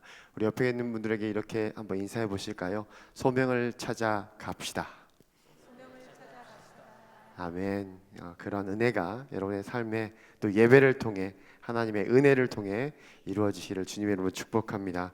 한 가지만 광고 드리겠습니다. 돌아오는 11월 7일 금요일에 부부 세미나 날 꼭 안아주세요가 진행됩니다. 대상은 부부 혹은 예비 부부면 누구나 참석이 가능하다고 합니다. 이 비치된 뒤에 나가시면 비치된 이 안내지가 있을 텐데요. 관심 있는 분들은 꼭 함께 참석해 주시면 고맙고 감사하겠습니다. 제가 책을 들고 올라오질 못했는데요. 나가시면 우리 목사님이 쓰신 2권의 책이 있습니다. 되게 비싼데요. 2권 합쳐서 2만 원에 할인해서 드리고, 낫권으로는 한 권 두꺼운 책은 15,000원, 얇은 책은 5,000원에 여러분 판매합니다. 마음이 있고 더 깊이 알고 싶은 우리 모든 성도님들은 구매하셔서 은혜를 누리셨으면 좋겠습니다. 우리 목사님 나오셔서 축도해 주시고 모든 예배를 마치도록 하겠습니다.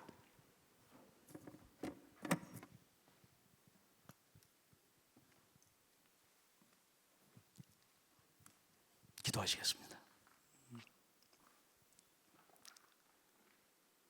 지금은 우리 주 예수 그리스도의 크신 은혜와 하나님 아버지의 다함이 없는 사랑과 성령의 교통하심, 인도하심이 오늘 예배를 드리고 이 예배 속에서 하나님의 사명으로, 하나님이 주신 사명으로 살기를, 남은 삶을 그렇게 살기로 다짐하고 돌아가는 우리 사랑하는 모든 성도님들 마음속에 이제로부터 영원까지 함께 하시기를 간절히 축원하옵나이다. 아멘.